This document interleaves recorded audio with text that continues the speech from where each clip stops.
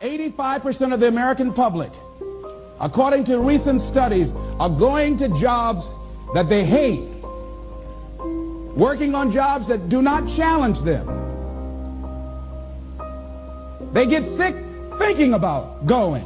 Because, see, when you go to a job and you already know how far you can go, you can already see that proverbial glass ceiling.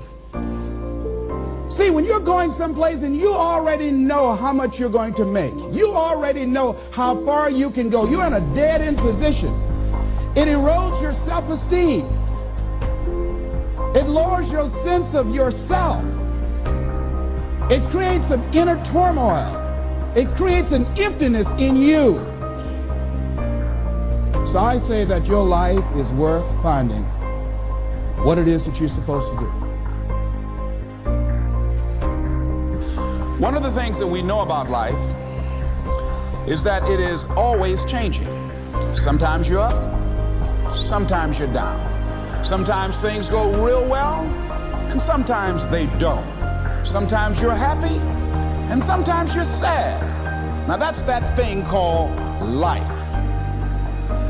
And when we begin to understand and know that, accepting that reality, that we will never ever have things just on an even keel all the time, that you're going to have some ups and you're going to have some downs.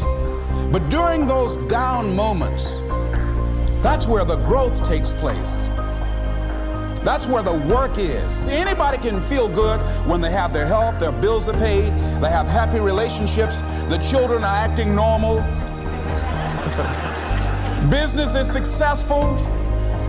Anybody could be positive then. Anybody can have a larger vision then. Anybody can have faith under those kinds of circumstances. Am I correct?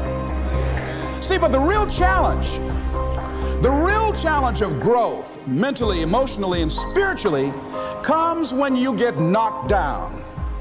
Somebody said that adversity introduces a man to himself, or a woman. I had a guy say something to me, and I suggest this is one of the first things that you want to do when you're facing a challenge. You want to get unstuck. Evaluate where you are. Look at it. Assess yourself. Assess yourself and assess the situation. What brought you there? What role did you play? Earl Nightingale had a saying I like. He said, all of us are self-made, but only the successful will admit it.